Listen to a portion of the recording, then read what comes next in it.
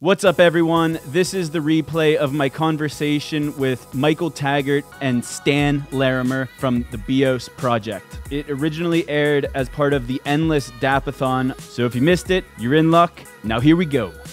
We're all live. We're excited for this next guest here. Yes, we're waiting for Michael to come on as well as Stan. Stan should be here, but he is currently not live apparently. So maybe Michael could give him a ping. That was an interesting one with the switcher, guys. That was cool. Yeah, how did it work out fine, Max? Huh? That was a long 5 minutes. Yeah, that took a while, didn't it? I had to sort my cat out. I had to give her a little cuddle, make sure she's okay. She goes crazy.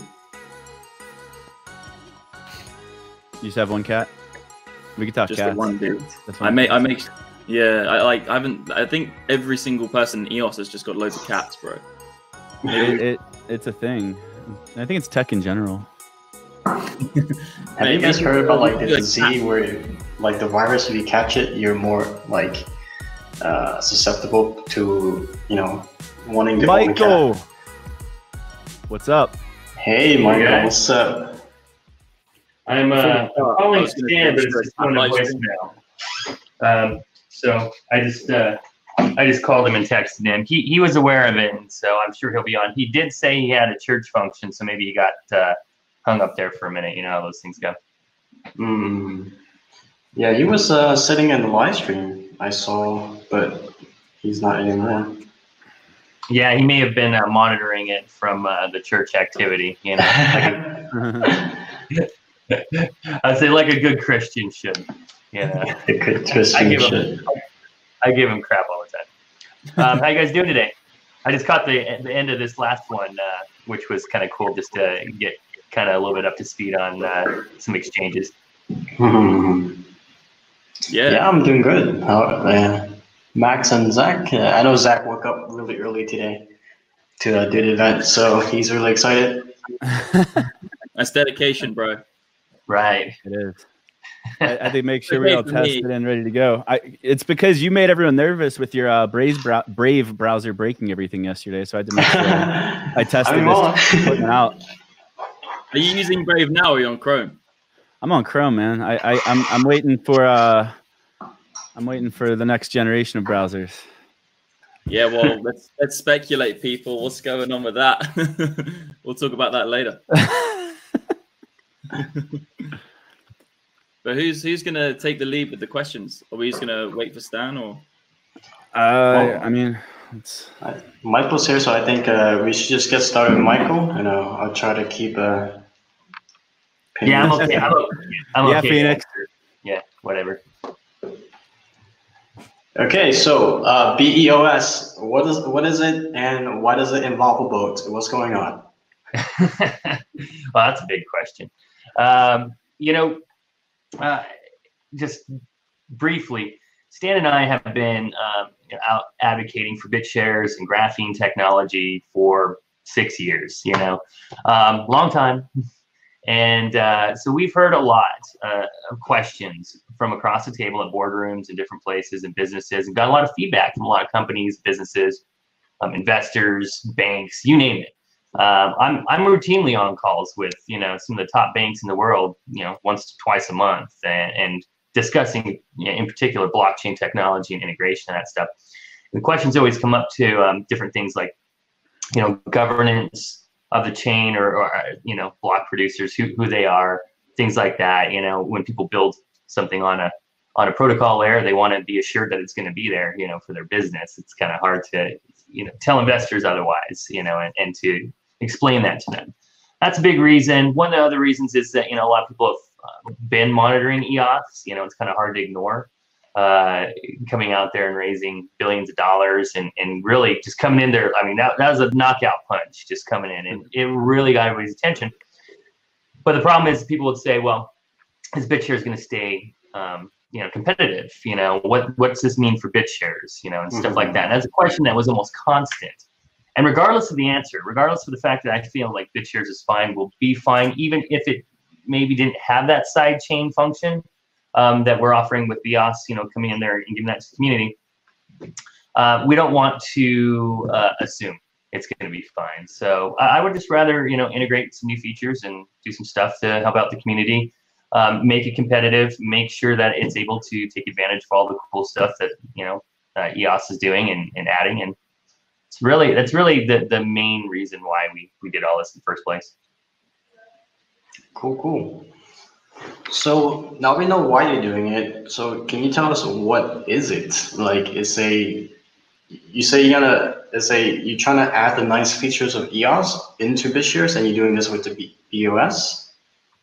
Correct. So what it is it allows for interchain operability. We are allowing for tokens that are BitShares based to port over to an EOS based environment, and also EOS based tokens to port over to a BitShares based environment. EOS tokens can port into the BEOS blockchain right now and back out, even though that's not the main function that we're really talking about. Really, we're in this rainfall period, so we're just kind of showcasing the fact that BitShares-based tokens can be reissued over on that chain through our gateway currently. Eventually, we're going to introduce a Trustless Gateway, basically no counterparty or anything like that for the tokens to go across. That's one big reason. The porting of smart assets, hopefully BitUSD and BitCNY, porting over to EOS and being used over there might see increased usage and increased usage of BitShares being locked up as collateral to create those smart assets. Those are a couple of things.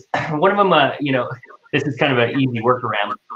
People have said that they wanted to see Ledger, nano Ledger support for BitShares. And so with BEOS, basically, you can store your BitShares based BEOS tokens on a ledger. So some ledger support, and so some kind of security like that for people. Those are all big functions. The biggest one really was the ability for trustless blockchain interoperability. So just the ability for, eventually, right now we have to use a gateway, and we're a counterparty in that. But our goal is to eliminate that entire thing. But you have to start somewhere, right? So here we are. So you got one too? I heard you mention something about interoperability between EOS tokens on the BEOS, and you said there's a one-way is there a one-way peg to kind of do that right now, or is that something? You could transfer an EOS token into the BEOS blockchain and hold it in the gray mass wallet right now, and you can transfer it back out. So with the jurisdictional agility and the potential for big regulated companies to maybe even launch an STO on BEOS or BEOS. Is it BEOS or BEOS? How about that? Let's kick that off. It's tomato. It's kind of like, yeah, okay. So would it be possible to send those tokens to EOS today? If there was a security token on BEOS today, would I be able to put it on EOS yet? It would take probably just a couple minutes of work for us to be able to port it over. So yeah, short answer. And the idea is for, and so I've been around the blockchain stuff for a long time, and I don't know how everybody else feels about, the tribalism and stuff that goes on there. So I think some of it's healthy and some of it isn't. I think the whole thing is that the simple fact is that we're all kind of on the same team when it comes to mindset and what it is. It's just that we want to accomplish things in a different fashion, and sometimes people get ego involved and get all crazy and stuff like that. The problem is that we all really are on the same team. We should be kind of supporting each other. And I think blockchain interoperability, all of us working together to actually just increase the usability of all of our blockchains together is going to get us much further. And then all this like infighting and tribalism and, my dad can beat up your dad stuff. It's just really nonsense. So when we came in with BEOS, like our intention was to go and eventually be able to port over ERC20 tokens. Even we'll get to other types of tokens like on maybe waves and stuff like that. But really the big stuff, just being able to allow those tokens to just cross chains, so they could actually go onto the big three consensus type chains. You got EOS, you got your BitShares ones, you got your ERC ones. And then it really just becomes a fact of function of what the user really wants to do with it, and then what the Dapp developers are doing on each of those chains to provide a value for that token. I think it's better for everybody to just focus on the dApps itself rather than necessarily the blockchain development part of it, because developing blockchains and then running them is a pain in the ass. Yeah. I think you're on a good course, what you're saying about the tribalism thing as well, because like when you review dApps, right, you go into like the Telegram group of a Dapp, and it's literally like a parallel universe between like EOS and Tron, and it's all the same stuff is happening, but we don't communicate with each other. And it kind of feels, yeah, you're so right. And it kind of feels like it's not the right way to go. It's like email at the beginning. It's like, if you have a Google account, you still use Yahoo. Do you know what I mean? Or it's the same thing now, whatever. But back in the day, AOL and Google or whatever, you'd still use both emails. But at the moment, we're kind of like isolating ourselves. So what you're saying with the whole meshing it together, it's so important in my opinion, man. Could you imagine if we had the same kind of tribalism? Someone's like, you're using Angular instead of React, or you're using a SQL database instead of MongoDB. What's wrong with you? You suck. It's terrible. Exactly. It's trash. I've literally seen this stuff come to like physical blows in conferences, you know. Yeah, I did. Yeah. I was like sitting there like 2014 in Vegas. I'm like sitting there going, oh my God, like people are like literally like starting to like wring each other's neck in the lobby. There's going to be bets on this, and there's going to be like a whole market of like betting who's going to win, like fighting in the ring. Tron against EOS, like Dan Larimer versus Justin Sun. It's going to be $10 on Dan. I'll promote that. I'll organize it. I mean, I got a question as well. We got the. I got a quick question as well for you. Like I heard something on a podcast where you were using a piece of like gold to back cryptocurrency, which is really, really fascinating for me because like there we go, there it is. I saw that. I did a video about it, like talking about it, and I just think it's so interesting because obviously like the whole debate with money, what real money is, and then cryptocurrency coming into it. Just explain that whole process because I'm really interested to hear it. Okay, well, and it does tie in with BEOS, I think, quite a bit. So about a year and a half ago, a few years ago, Stan and I had been talking about the want to. We have BitGold on BitShares, but there's no collateralization there. It's just kind of pay price feeds, which is cool and all, and it's a great experiment. But we wanted to do something more. We also both are big proponents of sound money and kind of going back to a gold standard. For better or worse, I mean, we're all here talking about blockchain and crypto and digital stuff, but there is a way to tie in, I think, physical real world values and the way to redeem those things and the digital values. And so we wanted to not just provide a really great example of that, but provide, I think, the best example of that, which is sound money, gold and silver backed money. Now, a lot of people have done the blockchain stuff where they've tried to securitize or commoditize gold or precious metals and stuff like that. In fact, there's probably a couple hundred of them that have been attempted or are ongoing or are trying to launch right now at any given time. And I've actually got a really great chart that kind of compares what we've done with Quintric versus everybody else. The biggest thing that we've done that is different than anybody else is that we are 100% reserve on deposit. We have insurance by Lloyd's of London. We have 8K cameras pointed at all of the gold and silver in the vault, so you can actually view it and see it from the time it's set in the vault, and you can rewind. It's not time-lapse or anything like that, so it's all stored on a server that you can review. You can zoom into the lot numbers, and you can see it's all there and all that stuff, and you can actually reconcile the amount of gold that's sitting there in the vault with the amount that's in circulation on the blockchain. So you can who owns that gold? Is it BEOS own the gold? Right. No. So the owners of the gold are actually the people who will buy those particular tokens. We act almost as a custodian, as a custodian / escrow agent. So we hold that gold. We don't own it. They're not signing it over to us like you do when you put your cash in the bank or anything like that. We are merely a custodian of that. We have certain rules that we have to follow, and then when they cash in or out or anything like that, we have certain escrow legal kind of layers in there to protect the users just as much as us. So like money transfer licenses may or may not need to be had, lots of different things that you can do. Plus, what we do different is it's all legal tender gold and silver. So it's either US Mint gold and silver, which has got a special tax classification in the United States, or it's international coinage, which are, again, legal and legal for use, which means that there's no capital gains, which means that there's a lot of tax benefits for when you use these kind of things. Right. So, I mean, that was like one of the really big things that we did. And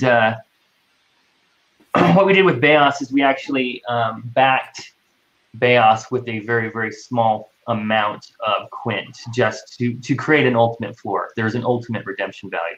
Now, the cool thing about Quint, too, is that you can redeem it. I'm going to grab something just so I can show you guys. You guys can redeem it. So you have this.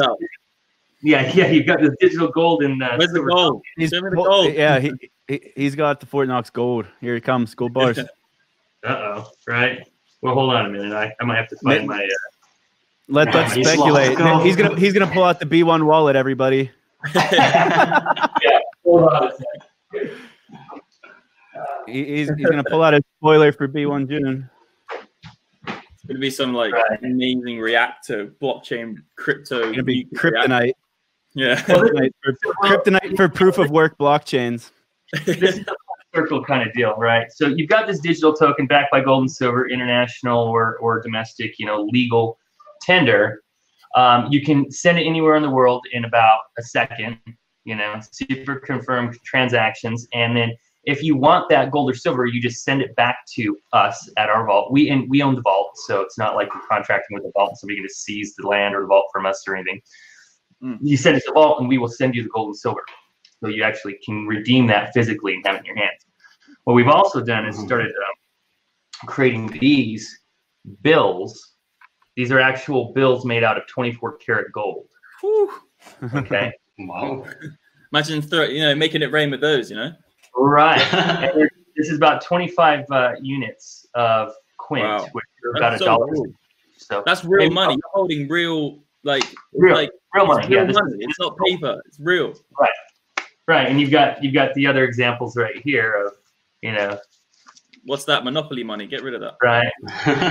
Now, so we're actually producing new bills with these. But what I want to say about this is very simple: is we've got serial numbers on all the bills. I don't know if you can see the little red numbers there.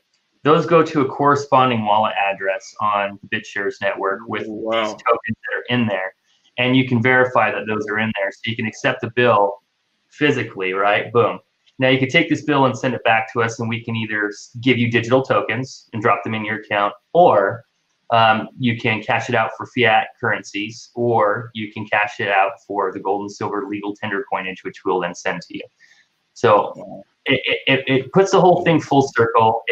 It's a monetary system based on value. It's a legal monetary system that's internationally recognized and domestically in the U.S. It's an alternative to the U.S. dollar and Federal Reserve notes. And we're starting to produce ones, fives, 10s, 20s, and 50 denominations of these bills.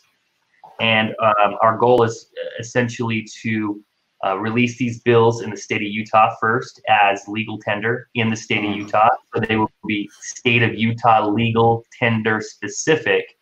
And then as we work our way around some of the other states. Now, our legal counsel / partner on this has helped several states draft the bills that they have then enacted for gold and silver legal tender specie. And these states, I mean, and you can look up the states: Utah, Louisiana, Oklahoma, Idaho just passed, Texas, Kansas. You got Georgia, you got North Carolina. All these guys are either have passed or in the process of all of these things. So it's pretty crazy stuff. I could just talk to you about.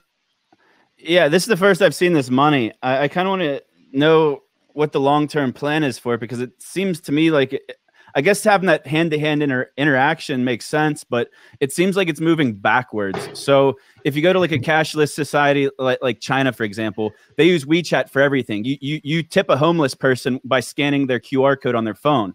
So if that's where we're going, what use does I know it has some gold in it, but what's the reason for this, I guess, beyond instead of just transacting digitally? A lot of people. So for one, I'm reading some of the comments. There's a lot of anti-counterfeiting technology in here, and we actually there's patents on this technology as well. The goal is a couple of things. Number one, you're never going to get real adoption until you close the loop. Period.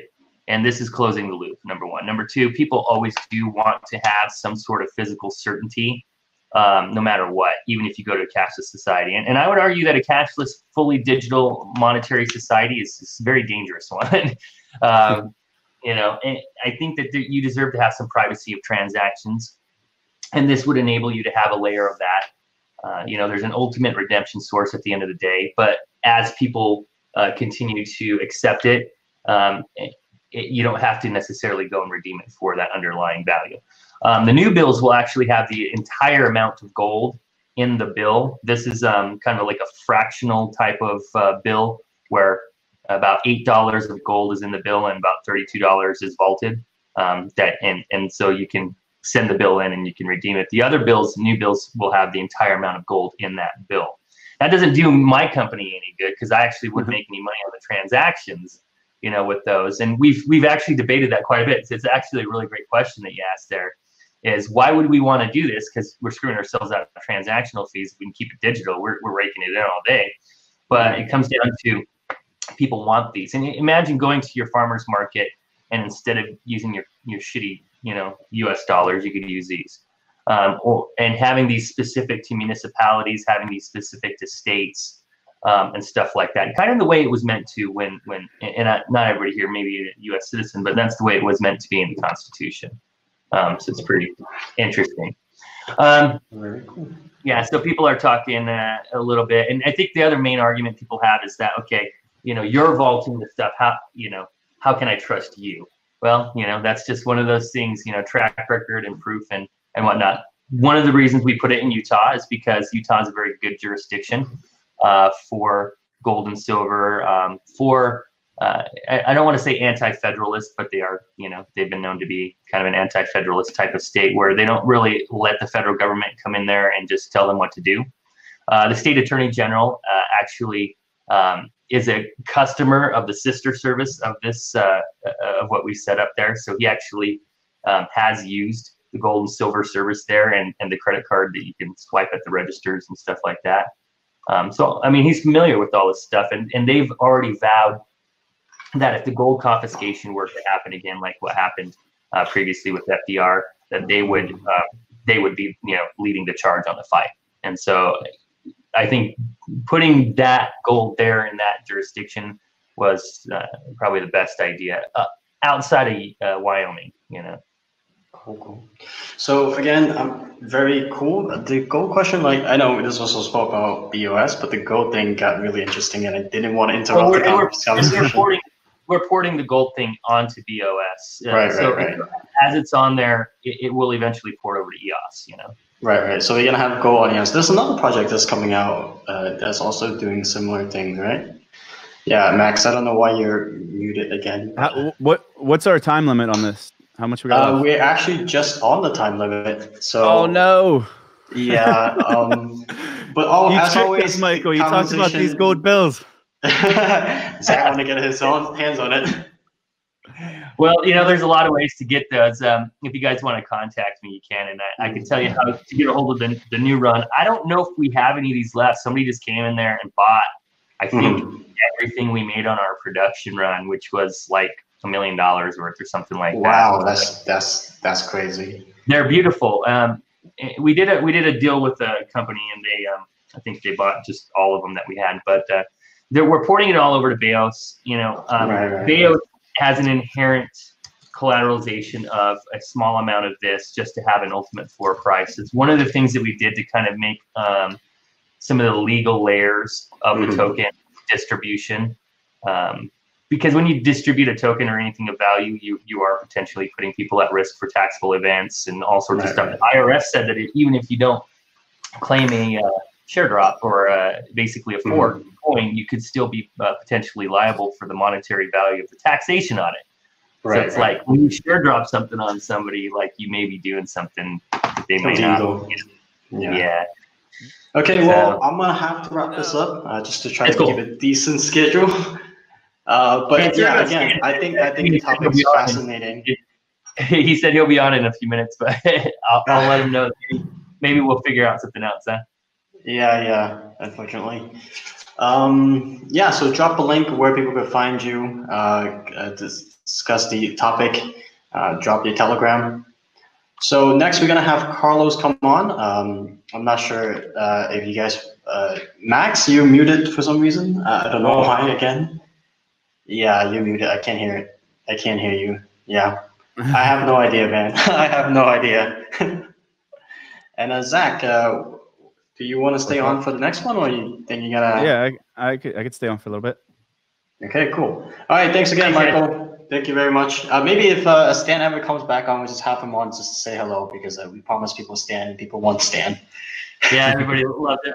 I'll tell him to still hop on there and just to type in the chat so you guys know he's here. Okay, fantastic, fantastic. Take care, Thank you very much. Oh wait, is this actual Stan? He's signing over a different account. Uh-oh. Wow. We have a fraudulent Stan Larimer. We have a fraudulent Stan.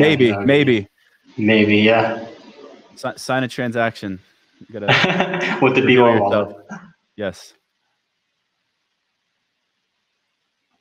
Hey, Stan. The How's legend.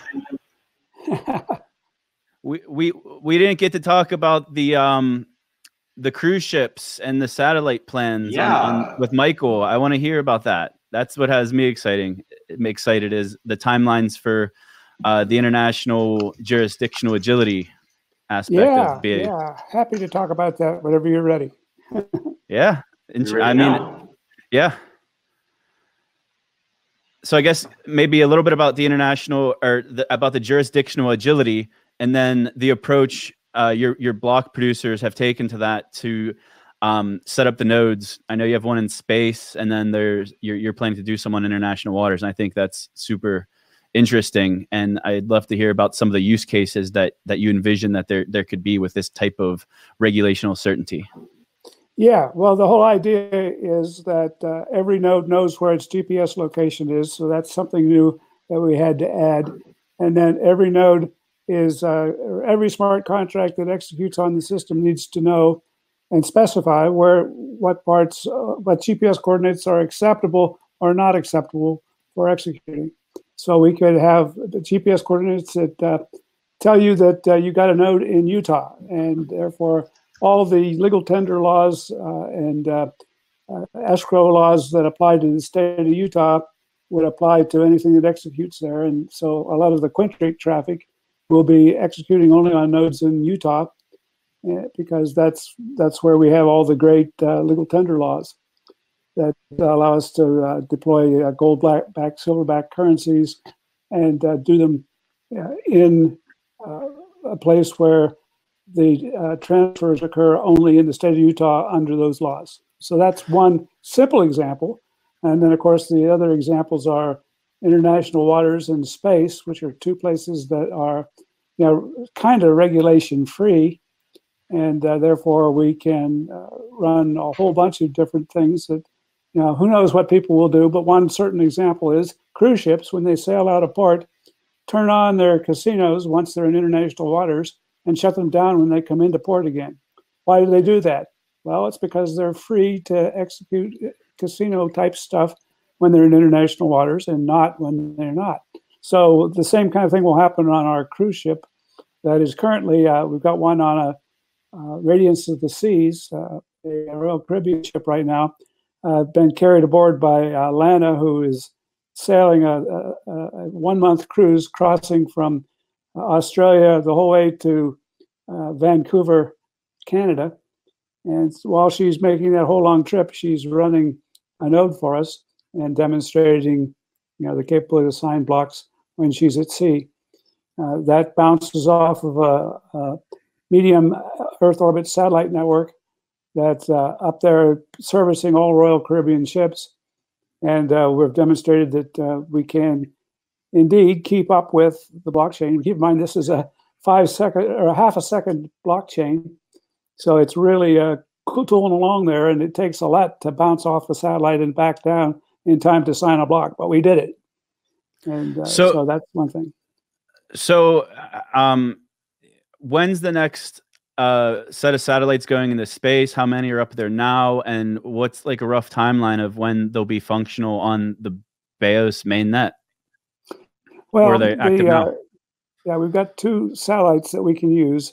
One is called Theo, which is a tiny little one. It's one I showed a picture of on one of my Steam posts a while back. It's about 4 inches square and about that long. And it basically is in orbit now and in use by someone else, but we can piggyback onto that same processor and take control of it later.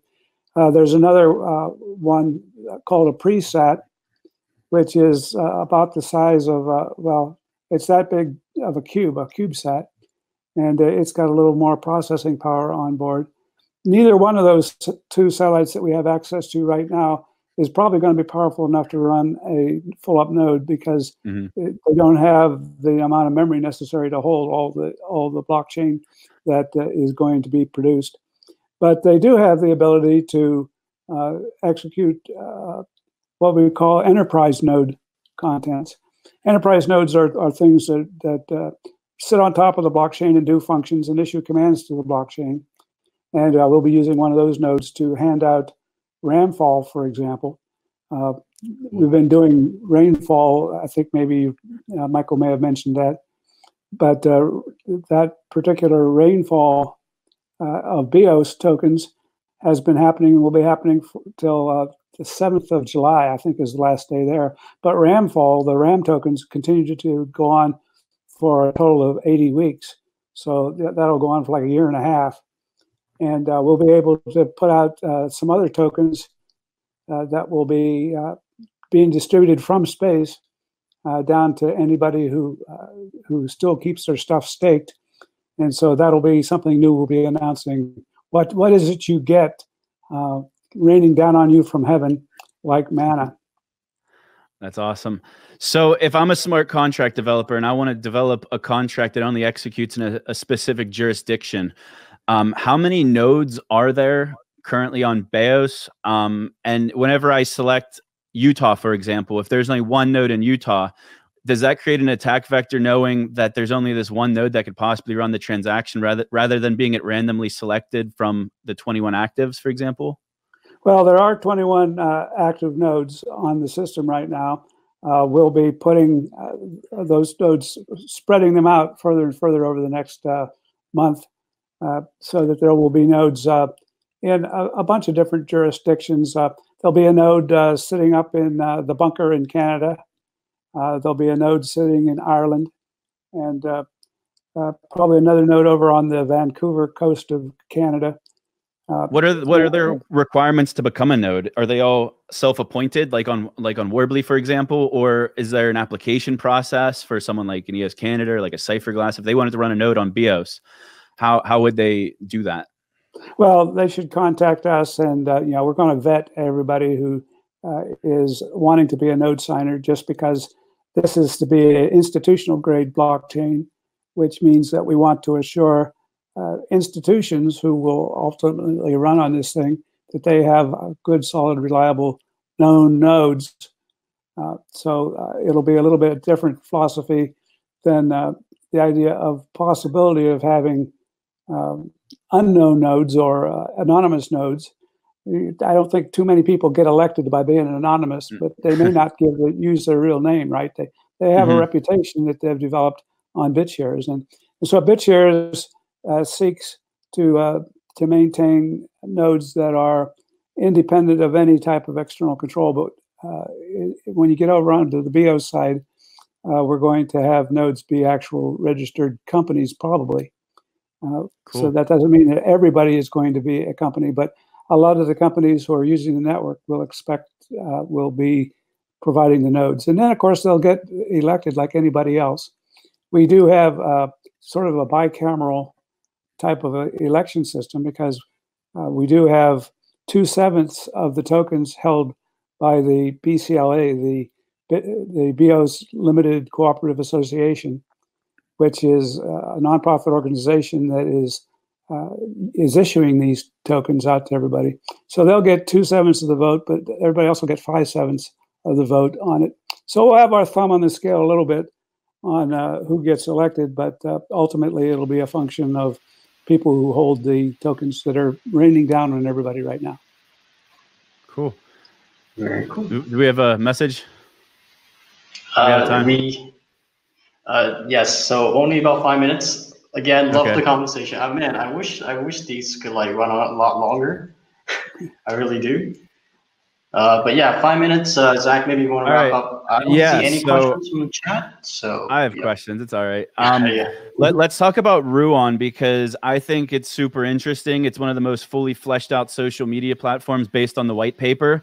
How much of the roadmap and features in the white paper actually built today or will be built for the time of launch? And do you have a rough idea of the launch date for Ruon? Because I think it's still in an active fundraising round right now. So I think it's real close to getting launched, probably within the coming month.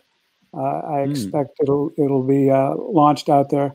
I think that there is some of the functions aren't built yet, but many of them are, and so it'll have an initial operational capability. Is it built on top of any sort of like social media protocol or anything, or did you architect it yourself, or is there anything? No, I haven't had a whole lot to do with the architecture of Ruon. I am an advisor, and we are providing the BEOS blockchain as being something that it can sit on. But it's the brainchild of Tim Burke, who's invented it, and he has his own development team that have been working on it. And they're tied in with Sovereign Sky also? Are they kind of linked together? Yeah, Sovereign Sky is another joint project I'm doing with Tim. It's a separate company, and it's the one that is going to put up the constellation of satellites that much of BEOS will run on. So that will raise money and then go develop satellites that are custom built for running blockchains. So those will have tons of memory, lots of processing power, and communication capability, so that they can talk to the next satellite ahead of them in orbit and the satellite behind them in orbit, so that we can connect all the satellites together in a ring around the equator. Is your plan for the mesh network with the satellites, when Boeing and like SpaceX, when they launch their mesh networks in space, are you going to also be kind of relaying between those, or is it going to be specifically between your satellites and the Earth base and the transmitters on Earth? No, we don't have that particular solution picked yet. We've looked at a number of different ways to do it, and that'll be part of the design of the satellite to figure out how best to make all that work. And we won't really contract to have those satellites developed until after we start raising the money to pay the contractors to do it.